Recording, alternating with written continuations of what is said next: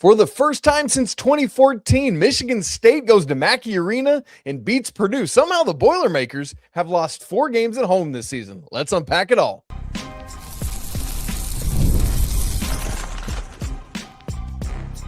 You are Locked On College Basketball, part of the Locked On Podcast Network. Your team every day.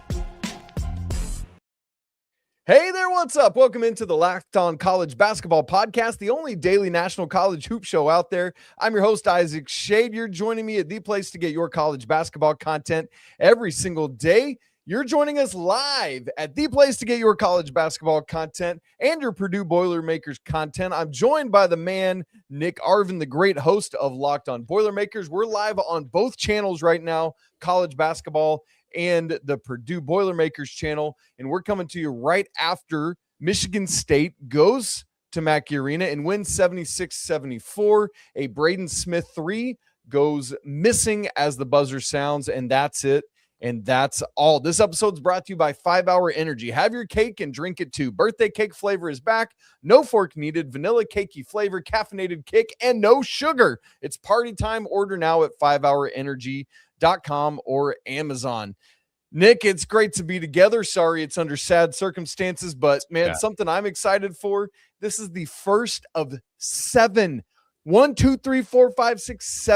ranked on ranked matchups between now and Saturday evening. That means we've got 14 of the top 25 in action against each other over the course of 3 days. Man, it's going to be electric. We'll look ahead at those a little bit later. We will, by the way, on the Locked On College Basketball side, we will have a live show Friday morning. Andy Patton and myself previewing all the rest of the weekend action, those 6 other ranked on ranked games, all the bubble games. Nick on Locked On Boilermakers will have his show tomorrow. It's going to be great as well, and figuring out what happens next. Nick, this was a back and forth game, lots of high level play on both ends of it. But I tell you, this has been a shock to me that Purdue has now lost 4 games at home this season. What happened in this one? I mean, it's a shock to me too, because it felt like Purdue played a good game. And then there's a stretch there in the first half where it turned into a dunk contest. There was a spot there in the first half. Can we stop there and talk about that? Because it was crazy. Each end, right? You had the Cohen card dunk off the Fears look. And Jacobson. Poor Daniel Jacobson. I mean, he just got obliterated on that thing. Who was it for Purdue on the other end? It was Jacobson. He got it back on the other side. Man. And then you came back right after that, and it wasn't Cole, it was Cooper getting it on Jacobson again. So he was involved in all of that, man. But what a moment that was. Anyway, keep going. I just Cohen Carr.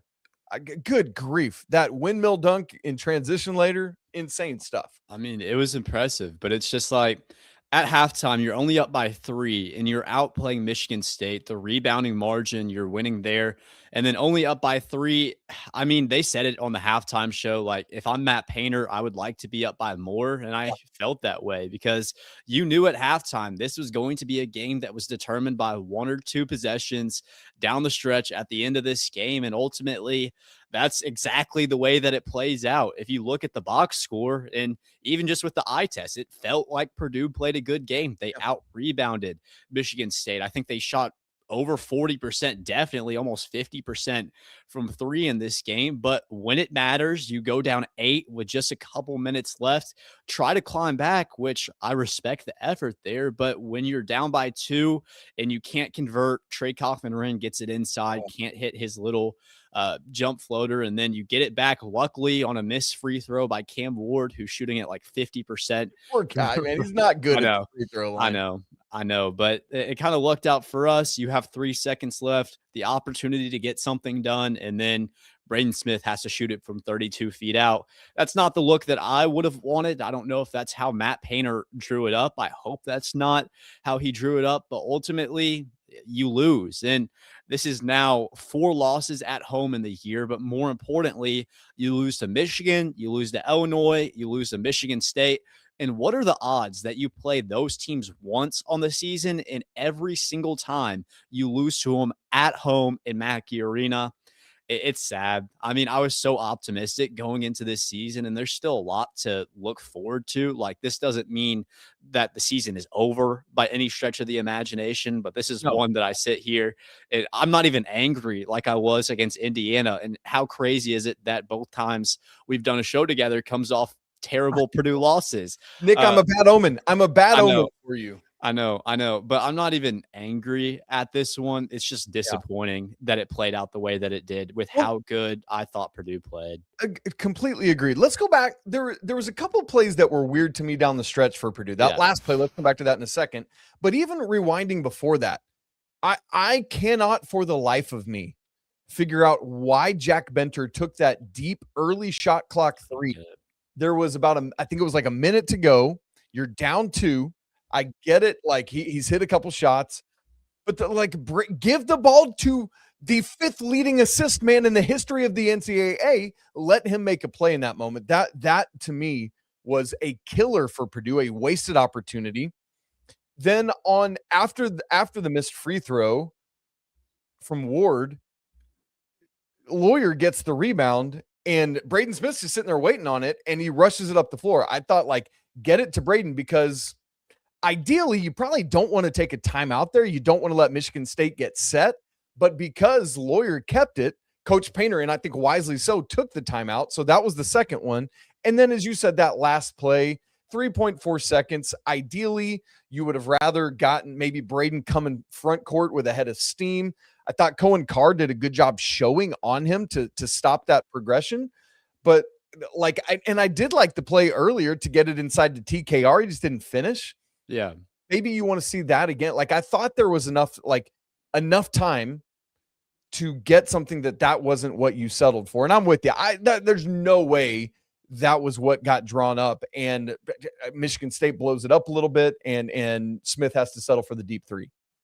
I mean, it just sucks. And the thing about it, the reason it's so disappointing is because Michigan State, they left the door wide open, even when Benter misses that shot. And I made a tweet. I said, that is a terrible look for Benter. And he had a great game, 11 points. To that point, he had only missed 1 shot in the game, but you don't shoot that ball. Not Jack Benter, not there, because if it was a fine look, if it was an efficient look, he was open. Yes. That's fine. But it was so early in the shot clock. They didn't even attempt to get the ball inside or to find anything better. He just shot it. And I knew it. I knew that was going to be the one. Under a minute, that was going to be the possession that cost Purdue, but they got more chances. And then to your point, I was fine with the Trey Kaufman-Renz shot. They couldn't get it with Braden in the pick and roll. There was good roll and replace getting it from Braden to Lawyer and into TKR. I love that play. Yeah. It was fine. He makes that shot 75% of the time, but he didn't make it there. And that just goes, the killer instinct hasn't been there for this team. It's not like they're playing bad basketball.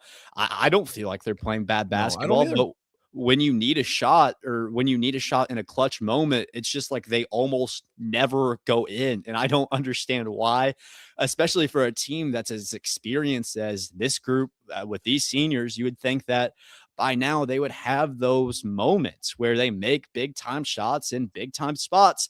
That felt like an opportunity there 2 times for Trey down in the post. And then Braden, I don't know what the play there was from 32 feet. Sure. Fletcher Lawyer, he shouldn't have taken the ball up. He should have gotten it to Braden. And Agreed.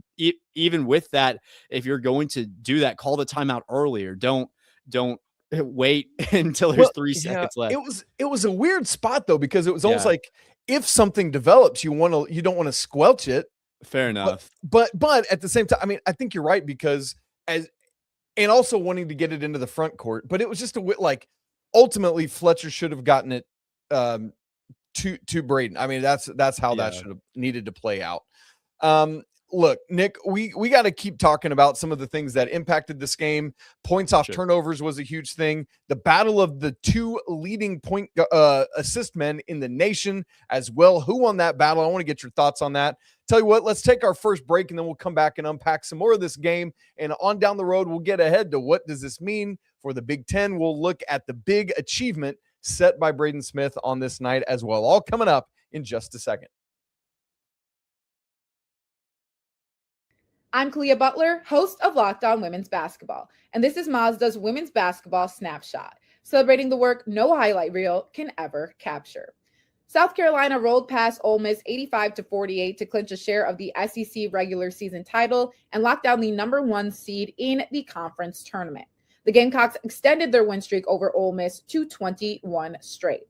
UCLA dominated Wisconsin 80-60 to secure its first outright Big Ten regular season championship in program history. The Bruins improved to 27-1 overall and remain unbeaten in conference play. And number 12 TCU stormed back from a 13-point fourth quarter deficit to beat Iowa State 80-73. The Horned Frogs now sit alone atop the Big 12 standings and are 1 win away from clinching another regular season conference crown. These moments are earned off the clock, those long before the lights ever come on. The sweat, the fakes, the doubt, the scrapes, and coming back for more every time. Mazda puts that same drive into every detail. Wins define the moment, putting in the work, that defines you. There's more to a Mazda because there's more to you. This episode's also brought to you by our friends at FanDuel. Have you ever wanted to experience the NBA Finals live and in person? FanDuel is now giving you that chance to turn the dream into a reality with NBA sweepstakes. Here's how it works. Use your NBA profit boost on any NBA future. You're going to be automatically entered for a shot to win an NBA Finals trip for 2. That's right. Flights, tickets, the whole experience. If you're already looking at the board and thinking about which team can make a deep run, right now is the perfect time to lock it in. I love it because it adds an extra layer of excitement for every game down the stretch. Not only can your pick cash, but it could also send you to the NBA Finals, Nick. I love that. I'd love to get in on it. How about some lines for some of these upcoming ranked games this weekend? Number 3, Michigan at number 10, Illinois, Friday night. Michigan favored by 1.5. Arkansas, number 20, at number 7, Florida, Saturday night. Gators by 8.5 in that one. That's a bigger line than I expected, Nick Arvin. Visit FanDuel.com to get started. Use your profit boost on an NBA future and get entered for your chance to win a trip to the NBA Finals. Play your game with FanDuel, the official sports betting partner of the NBA. Nick, this was a matchup of the nation's 2 leading assist men, Jeremy Fears and Braden Smith. Of course, obviously the war was won by Michigan State, but I want to know who you think won the battle of the point guards. I still thought it was Braden Smith. Fears, he's a fine player. He's Absolutely good. Like, I'm not going to complain. I'm not going to get onto him and all the antics that surround the name Jeremy Fears. He's fine. He's a great player, top 3-point guard in the country. I still think that Braden Smith is the best point guard in the country. I know that they lost this game, and I know that that's a big part of it. You can't put up the stats. Yeah, you put up better stats, but if you don't win the game, you don't win the game, and that's part of leading a team. That's part of being a point guard. The only critique I had against Braden Smith in this game was there were times in the first half, and yes, he got to 1,000 assists. I know that we're going to talk about that. That was huge when you have 10 assists. But there were times where he was trying to get too flashy with it. He passed the ball, was searching for the assists instead of just taking the easy layups. And I really do think that cost Purdue at points in this game where he could have been more aggressive from a scoring perspective, could have gotten Purdue some easy buckets, and he passed that up for an opportunity at an assist, but those weren't always capitalized on. So that got us into holes at time.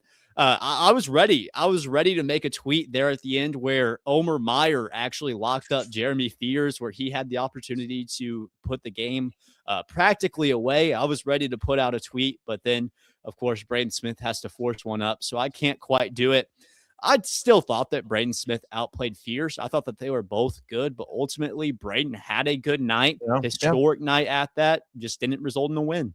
Man, it was crazy stuff. I both of these guys, and I think that, Nick, one of those takeaways, and I think to your good point about them both playing really well overall in this game, is these are 2 teams that, there's just something about, all right, let's finish off conference play. Let's get through the tournament and let's get to the big tournament, because then you start opening up. I just think once Purdue starts seeing non-Big Ten teams, once Michigan State starts seeing Big Ten teams, they're going to struggle with these point guards all around. And I think that's going to be interesting. One of the things that really stood out to me, Nick, and part of why I think I feel strongly about both these teams, is they're both really presented a balanced scoring attack in this game.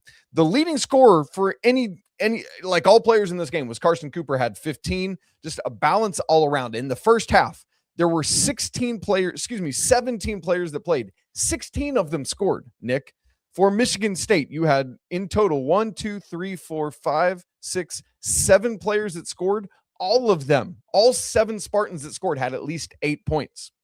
On the Purdue side, 1, 2, 3, 4, 5, 6, 7, 8, 9 Boilermakers scored. They all had at least 5 points. Like, to me, that balance is a very positive sign for both these teams moving forward. When Benter and Meyer, they made threes back-to-back on back-to-back possessions in the first half, I was sure that Purdue was going to win this game, because that's been my key for this team all season long is don't force Braden Smith to have to play Superman. Like, he can do it. He's perfectly capable of doing it. But it's so clear to me that this team is miles better when Meyer, Harris, Cox, Benter, all of those guys are able to get involved. So the fact that they were able to, Meyer and Benter, that being, and even with the boneheaded play, Bender had a good game. I was confident in Purdue because they're so much better when that bench comes alive. And that was really the upside of this team going into the season. You retain Fletch, you retain Braden, you retain Trey.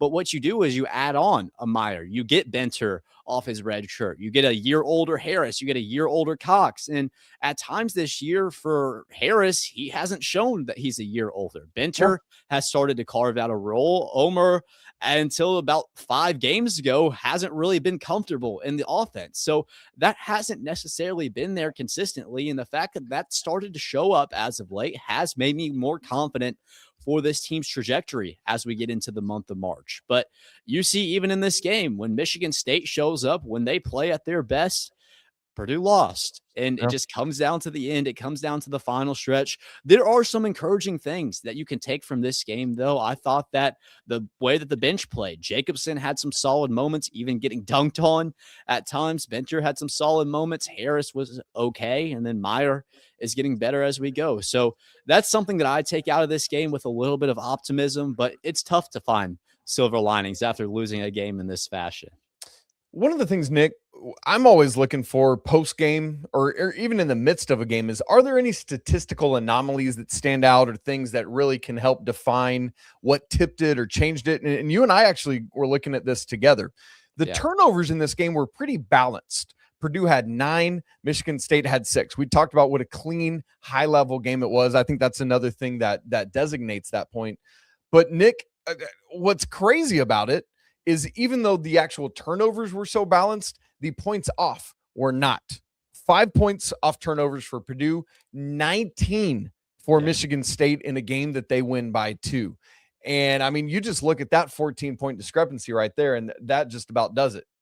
It's clearly the difference in this game. 14 points. It just comes down to execution, doing the little things. You're able to force turnovers, but are you able to capitalize off of them? Michigan State, they were able to do it in this game. And back to the point about Braden Smith versus Jeremy Fears, the one spot that I really thought Fears got Braden in this game was making the right play and taking care of the basketball. Braden, he had 10 assists, but 4 turnovers in this game. Think about what happens if he turns it over only 2 times. Yep, absolutely. That could be the difference in this game. And I know it's easy to sit here, say hindsight is 2020, but that is a factor. And especially when you pull up the points off turnovers and it's as different as it is, it's just a shame. Like it just goes to show like how in Big Ten play, how small of a margin you have between winning and losing games, with how good the scouting is in this conference, with how good Izzo teams are, with how good Painter teams are, even going back to Illinois and going back to Michigan, especially against Illinois. Keaton Wagler goes off for 46 points. What happens if he scores 42? There's just all these different variables that happen in Big Ten play.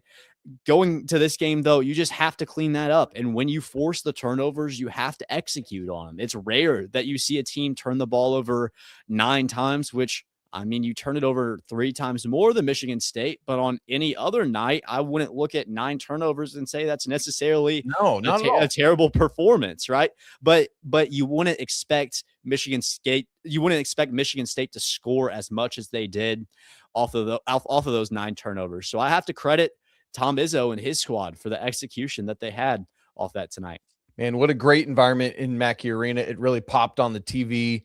And, man, it just gets me excited, as we said, for 6 more ranked-on-ranked games coming this weekend. It's going to be electric. Well, Nick just talked about all the rest of these Big Ten teams. We need to look at what this does for Big Ten seeding, that triple bye, which is crazy to me with the kind of updated bracket look. We'll look at NCAA tournament seeding, and we got to get to Braden Smith's 1,000 career assists. We'll look at all of that coming up to wrap the show in just a second.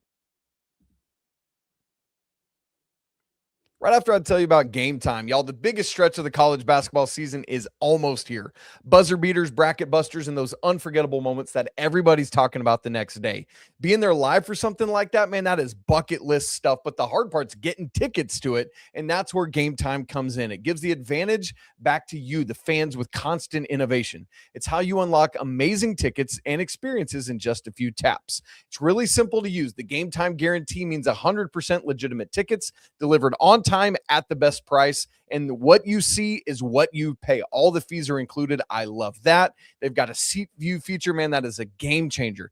That Michigan and Illinois game we were just talking about, Nick, make a guess on what the cheapest ticket at game time is for that game on Friday night. $138. $230. That was like almost 100 off exactly. Isn't that crazy? But that is crazy. For a matchup of that magnitude, I feel like that's a pretty good deal. Keep watching it, folks, on Game Time. See what those prices are. Take the guesswork out of buying tickets with Game Time. Download the app, create an account, use code LOCKEDON for $20 off your first purchase. Terms apply. Again, create a code and redeem code locked on for $20 off. Download the Game Time app today. This episode is also brought to you by 5 Hour Energy. Welcome into the 5 Hour Energy Flavor Draft. We're looking at every aspect of the draft to let you know which tasty flavors are the best and which ones might be sleepers you need to check out. The board is set, the flavors are ready, and only one is going to take home the top spot. I'll tell you mine, and then I want to ask Nick what his top flavor is. For me, it's strawberry banana. I have always loved like a strawberry banana shake or smoothie or yogurt. And so when I learned that 5 Hour Energy had that, I was like, give it to me now. I love the strawberry on the front end, the banana taste on the back end. My sleeper, that peach mango. I'm a Georgia boy. I love it. Nick, what's your go-to? Got to be cotton candy craze, baby. That's my go-to. It's the new flavor, sweet flavor, but I've already picked it up at Amazon and 5hourenergy.com. It's my go-to, Isaac. Dude, that's incredible. I've not tried it yet, so I'm glad to know that because I've been wanting to. Way to go. Try it. I do. I really need to. I need to get on it with 5 Hour Energy. As you said, available online at 5hourenergy.com or over at Amazon. Check it out today. All right, Nick, let's talk about Braden Smith. Incredible stuff. I know his career is not done yet. He set some amazing records on Thursday evening. Update us on where things stand as of today. Yes. So I believe right now he's 73 assists away. I got to get on my Braden Smith tracker just to make sure. But as that puts us right around 6 games into the postseason, 3 games left here in the regular season. So right around 9 if he keeps his pace of 8.8 assists per game. It really just depends on that double bye or the triple bye, rather. I'm still getting adjusted. The triple bye in the Big Ten tournament. So he could play upwards of 4 games. I believe that would be in the Big Ten tournament, assuming that Purdue makes a run. Yep. Okay. So 4 games in the Big Ten tournament. That's assuming that he puts up 9 assists-ish a game. Then a round of 64 and then a round of 32, but say Purdue gets beat 2 games into the Big Ten tournament. They're then going to have to make an Elite 8 run where Braden Smith is averaging right around 9 assists a game. There's a lot of different ways you could go, but I still see the pace there. It really just depends. But as long as Purdue is able to make it out of that first weekend, have a solid run in the Big Ten tournament, I do think that he certainly has a chance to break that record. And what a story that would be if Braden Smith became the all-time leading assist leader in the March Madness tournament. That would be insane. It would be absolutely crazy. You know what? I don't think he should leave it as a thing that we're sweating out. Here's what I'd love to see from Braden Smith. Just go ahead and get those 73 assists in the next game. Just Take all the mystery out of it and drop Ohio 7. State. That'd be insane. I'd love to see that. No, sitting at 1,004 right now. One of just 5 players ever in Division I history to get to 1,000 career assists. Just above him is Jason Brickman that played for LIU Brooklyn, 1,009. So he'll break that in the next game. And then the top 3 guys right now, interestingly enough, are all ACC guys in the state of North Carolina. Third is Ed Cota, who was a Tar Heel, 1,030 assists. Then in second place, Chris Corciani that played for NC State, 1,038. And of course, Bobby Hurley, current Arizona State head coach with 1,076 career assists, which is so bonkers. So a bunch of blue bloods and then NC State is what you're telling me. We got and LIU Brooklyn. Man, what a squad. That's I remember crazy. that. I remember that LIU Brooklyn, that Brooklyn team. They were one to mess with. And so the thing is, Nick, like, regardless of if he breaks Bobby Hurley's record or not, I mean, this is unbelievable stuff. I loved hearing Robbie Hummel, excuse me. I loved hearing Robbie Hummel say it on the broadcast tonight, like top 3 or 4 player in Purdue history, which is funny coming from somebody else that's probably in that same conversation. I thought that was really neat from him. I agree. That was a really sweet moment. I love having Robbie Hummel on the broadcast. I'm not a big Peacock guy personally, but I like Robbie Hummel. I know a lot of people say that he's biased, but I thought he had a good call.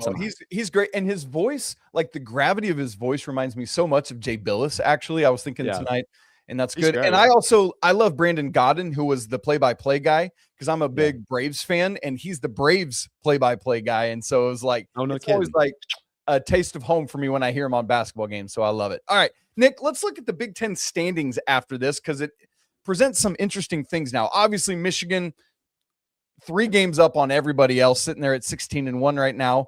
Following the game tonight, you've got Nebraska, Sparty, and Illinois all tied for second at 13-4. Purdue now falls to 5th at 12-5, but obviously just 1 game back. Things can change in a quick hurry with still 3 games to go. And then Wisconsin and UCLA tied for 6th at 11-6. So, Nick, a lot can happen here. There is, as you've been talking about, actually, I'm going to pull it up. I went and downloaded the bracket because I wanted people to see how crazy this new bracket is. So if you're watching on YouTube, you can see it there. It looks like the West Coast Conference bracket, which is also wacky. But so the top 4 teams all get a triple bye. 5, 6, 7, and 8 all get a double bye, and then you got the other stuff. And so going to be really interesting to see how this plays out. Nick, I know for Purdue, as we sit here and look at it, it's Ohio State, it's Northwestern, both on the road, and then Wisconsin at home. I know this loss is frustrating, and it means 2 out of 3, but it feels to me like Purdue should be able to take care of business here in these last couple games. And I honestly, I haven't looked in real time at Nebraska, Sparty, or Illinois' schedule to see what they've got. But Nebraska travels to the West Coast, so that's something I want to look at as they take on USC and UCLA on the West Coast. And then home for Iowa. Yeah, Illinois that's not a gimme. No, Illinois is home to Michigan, home to Oregon, at Maryland, and then for Sparty, they've got. No, I'm looking back at Nebraska's there. I got off of Sparty's. Hang on. For Sparty, they've got at Indiana versus Rutgers and at Michigan. So, like, I feel like of those schedules, Purdue's is the most doable, right? Like, that feels true to me. I agree with you. The only thing that I look at now is the fact that you lost to Illinois, Michigan, and Michigan State. So all those teams do have a tiebreaker over you. So you got to get 2. Yep. In the case that Michigan State maybe loses to a Michigan, but they're able to win out the rest of that schedule. If Purdue wins out, they would still be behind Michigan State. So that's the one thing that does concern me. In terms of the easiest path to getting that triple bye, I think it's through Nebraska, because Nebraska does lose to Purdue a couple weeks back on that Tuesday night game. They have to go to the West Coast and then Iowa, which is not a gimme by any stretch of the imagination, at home. I think that's probably your easiest path. So keep an eye on Nebraska for all my Purdue fans out there. With that being said, though, we still have to take care of business. And at Ohio State on Sunday, that's definitely a game that could give us a little bit of trouble. I think that Ohio State's been playing solid basketball as of late. If you lose to Northwestern, I don't want to be just quit. a part. Just quit at that point. Like, Just we're quit. done. I don't want to be a part of that timeline. And then Wisconsin at home to end out the regular season. That could also be a tough game with how It is tough. I mean, they got those. Yeah, the Blackwell Bird combo, man, is tough to mess with. They're really good as well. Yep. So Yep. For Purdue fans out there, I'd keep an eye on Nebraska going forward. I don't really see Michigan or Michigan State losing enough games, losing 2, and then Purdue winning out in that case. Can we take a look at Illinois real quick, Isaac, one more time? Yes, Illinois. I don't have it pulled up. You're great. I lost it too. Oh, here we go. Okay, Illinois. Home to Michigan. That's obviously tomorrow night, Friday. Yeah, duh. Yeah. Home to Oregon. Oregon, who, by the way, just beat Wisconsin, speaking of, and then at Maryland. So Michigan, that's tough, but it's at home. And then Oregon and Maryland should win both of those games, but you never know. Yeah, it's like a pick 'em tomorrow, Michigan and Illinois. So call that one. Yeah. I know we said FanDuel is 1.5. Ken Palm has Michigan by 1, so it's gonna be a close game. Call it a pick 'em. That could go either way. Yep. I don't see Illinois losing to Maryland or in Oregon, really. No. So I guess it's just up to Nebraska. Nebraska has to lose a game, and Purdue has to win out to get a triple bye at this point. And here's the thing, like down the stretch of conference play, crazy things happen, and so I think we keep our eyes on it and see what happens there for Purdue. As for NCAA tournament seeding for both of these teams, Joe Lunardi did put out his most recent bracketology update on Thursday afternoon. Had Purdue as a 2 seed, still number 6 overall, Sparty as a 4 seed, number 14 overall.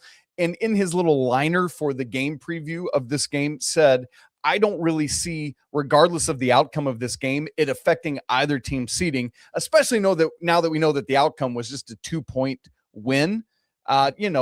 Maybe at worst for Purdue, they slide to 7 overall, but still a 2 seed. Maybe for Sparty with a road win over Purdue, maybe they move up to 13 overall.